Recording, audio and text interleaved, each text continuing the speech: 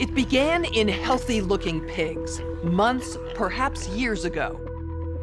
A new coronavirus spread silently within herds. Gradually, farmers started getting sick. Infected people got a respiratory illness with symptoms ranging from mild flu-like signs to severe pneumonia. The sickest required intensive care. Many died. Experts agree, unless it is quickly controlled, it could lead to a severe pandemic, an outbreak that circles the globe and affects people everywhere.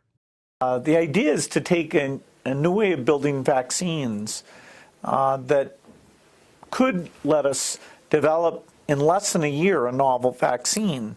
They're called DNA RNA vaccines, and so we'll fund a few projects to build specific vaccines, but not only will we get that, we'll prove out that these platforms can work, we'll understand the regulatory issues, and it gives us a chance of being able to respond in time when the next epidemic hits.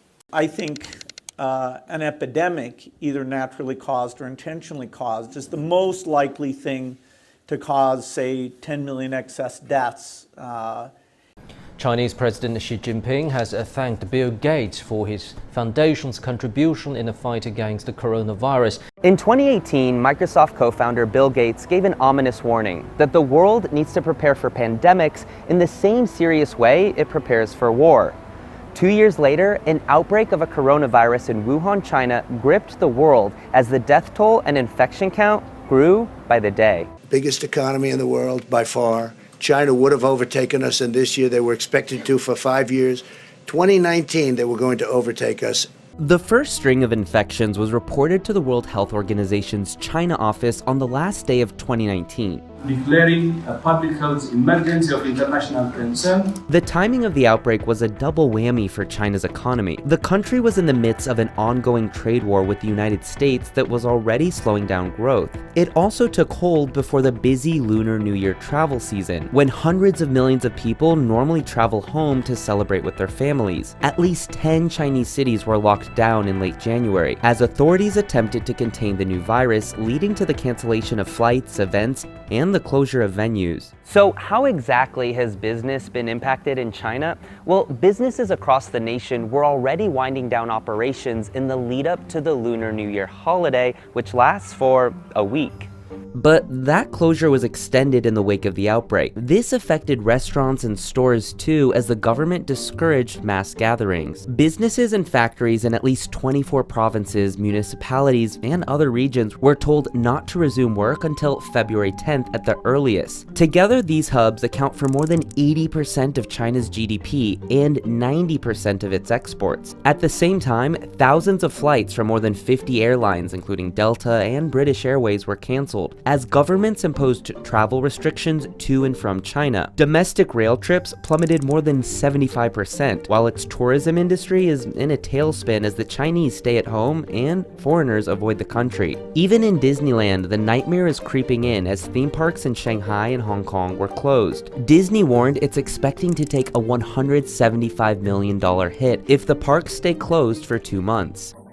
China's box office, meanwhile, which is highly lucrative for Hollywood, took an estimated $210 million beating on what was expected to be a gangbuster weekend. All 7 films scheduled for release over the Lunar New Year holiday announced they were pulling screenings. In fact, China's box office revenues plunged to less than $4 million this year from $1.5 billion over the same 20-day period commencing on the eve of the Lunar New Year. And it's not just the consumer landscape that has been severely disrupted. The fallout from the virus has essentially isolated the world's largest population from the rest of the world, disrupting worldwide trade and supply chains in the process. In the weeks following January 20th, ship activity at China's major ports fell 20%. Even oil prices have fallen as demand weakens in China, the world's largest importer of oil. Automakers from Nissan to Honda and American giants Apple and Nike all have massive operations in China that have been impacted as well. Just look at how China's economy has grown. It made up about 4% of global GDP in 2003. That's grown to more than 15% in these 17 years. China's annual economic output has surged from $1.7 trillion to nearly $14 trillion million, while its economic output per person has gone from nearly $1,300 in 2003 to more than $9,000 in 2018. China has also been the world's largest exporter for more than a decade, with many countries such as Japan and Vietnam very reliant on the Chinese supply chain. In an abruptly arranged White House news conference, President Trump tried to reassure the country his administration is taking unprecedented actions to contain the virus. It comes after he accused Democrats of trying to weaponize it against him at a South Carolina rally last night. This is their new hoax. And today, he doubled down. The hoax was used with respect to Democrats and what they were saying. It was a hoax, what they were saying. But the president's critics say he's the one putting politics ahead of public health. The problem is when you have the highest levels of the Trump administration actively using words like hoax, it sends a very dangerous signal to the American people. We want folks to take this seriously. Do you agree with Donald Trump's chief of staff, Mulvaney, that the coronavirus is the hoax of the day? The State Department is doing everything it can to protect American citizens around the world. Do you believe coronavirus is the hoax? I'm not going to comment on what others say. I'm just asking you, do you believe the coronavirus is a hoax? I'm just telling you what the Secretary of State's doing. Do you believe the coronavirus is a hoax? We're working to keep people safe. You can't even answer that question. Yeah, it's it's not even a gotcha question. You believe the coronavirus is a hoax? It's a gotcha moment. It's not useful. Is the coronavirus a hox? Can you just answer that question? We're taking it seriously. This is a serious. Are you at 12:15 today? Are you in fact yourself speaking at CPAC? At 12:15 today, are you speaking? Yes, I am. I'm planning. All right. So you can only give 2 hours to this bipartisan group of members of Congress, and instead of answering questions on life and death issues from a bipartisan group of America's representatives, you're going to go talk to a special interest group. Yes. You, sir, represent all Americans, not a special interest group. It is shameful. You can't even answer basic questions. What responsibility do you feel, as you're communicating about this, for the public to follow your directions and to take the prudent steps? And then when you did use the word hoax, couldn't that cause some people to not take the precautionary steps because they are linking what you're saying when you use the word hoax in the context of coronavirus? Okay, so again, the hoax was used with respect to Democrats and what they were saying. It was a hoax, what they were saying, and that was very clear if you'd read the words, and I think you know that too. Mr. President, if I could just ask you said the other day in the cabinet room with African American leaders, you've got to get away from politics. You were down in Charleston last night using the word hoax when talking about Democrats. Somebody now is dead from this. Do you regret that kind of talk? No. Hoax referring to the action that they take to try and pin this on somebody because we've done such a good job. The hoax is on them. I'm not talking about what's happening here. I'm talking what they're doing. That's the hoax. That's just a continuation of the hoax, whether it's the impeachment hoax or the Russia hoax. This is what I'm talking about. Certainly not referring to this. How could anybody refer to this? This is very serious stuff. But the way they refer to it, because these people have done such an incredible job. And I don't like it when they are criticizing these people, and that's the hoax. That's what I'm talking about. Thank you, Mr. President. And I'm just going to ask you directly about this with regard to the flow of information.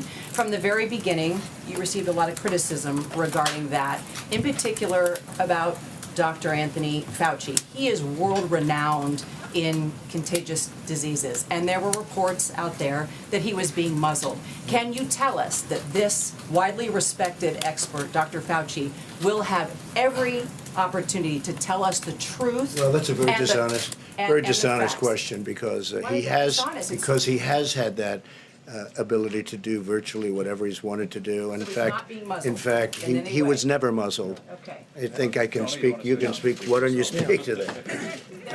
Very dishonest question, but that's okay. It's not dishonest. I want to clarify, Mr. President. I want to clarify. So let me clarify it. I have never been muzzled, ever, and I've been doing this since the administration of Ronald Reagan. I'm not being muzzled by this administration. What happened, which was misinterpreted, is that we were set up to go on some shows. And when the vice president took over, we said, let's regroup and figure out how we're going to be communicating. So I had to just stand down on a couple of shows and resubmit for clearance. And when I resubmitted for clearance, I got cleared. So I have not been muzzled at all. That was a real misrepresentation of what happened. Coronavirus in Passau. Verdacht bestätigt sich. Eine Falschmeldung. Patente auf das Coronavirus. Fake News. Videos aus China ohne Zeit- und Ortsangabe. Angst geht um. In den Apotheken sind Schutzmasken ausverkauft.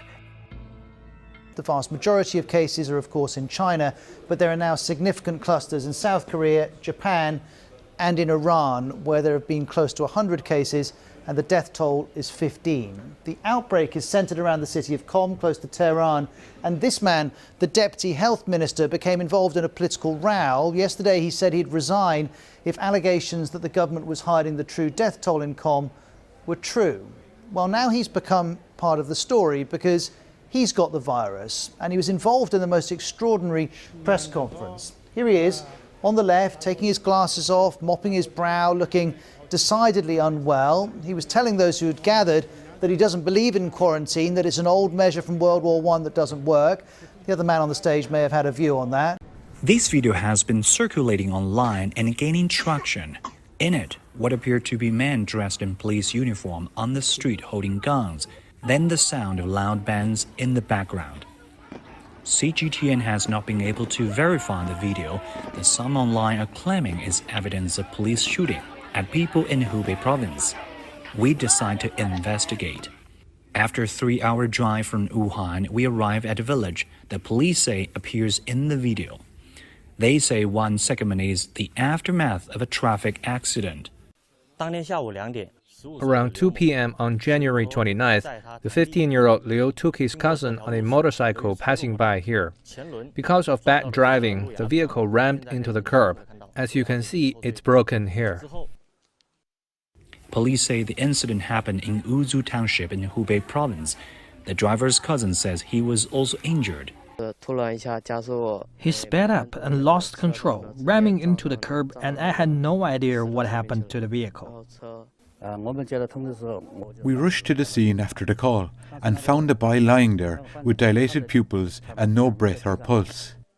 Separately, police in eastern China's Zhejiang province say the start of the video shows their officers on a different job. On February 1st, we received an order from the Bureau Command Center asking us to help deal with the rabid dog which had been hurting people in the Futian neighborhood. 3 of our police officers, including me, went there with weapons and protective gear. Police in Hubei province say they are investigating the source of the video. They say it's edited from multi-videos and warn of possible persecution. CGTN, Zhou Yaxing in Huamei. As the world struggles to contain the new virus, a new speculation from the Chinese scientists who believe it may have originated at a research facility not far from the Wuhan fish market. While they say more research needs to be done to find solid proof, such labs are known to contain disease-ridden animals, including hundreds of bats. Our Kim Hyo-sun with the details. Amid the continued spread of the COVID-19 virus, there's rising speculation the virus could have originated from a government laboratory in Wuhan, rather than the widely held belief that it emerged from the city's Huanan seafood markets. Citing a report published by Chinese scientists, a Chinese-language newspaper published in Hong Kong, Mingpao, and the British daily The Mirror, explained Sunday that the Wuhan Center for Disease Control, or WHCDC, could have spawned the contagion in Hubei province. According to the report penned by Bo Tao Xiao and Lei Xiao of the South China University of Technology, the research lab, which is only 280 meters away from the Huanan seafood market, kept disease-ridden animals, including more than 600 bats. It stated that while it's plausible the virus was leaked from the lab and contaminated initial patients in this epidemic, more solid evidence is required through future study. The report also raised a possibility that the Wuhan Institute of Virology could have leaked the virus while it was carrying out tests involving Chinese horseshoe bats. Against such a backdrop, an article published by the Washington Times late last month is garnering attention as it raised the possibility that the disastrous outbreak could be the accidental result of biological weapons research. This comes as a renowned law professor at Tsinghua University in Beijing, Xu Jiangren, is known to be missing after publicly condemning Chinese President Xi Jinping for failing to contain the spread of the virus at an early stage. He even added the condemnation could be the last message of his life. Kim Hyo-sun, Arirang News.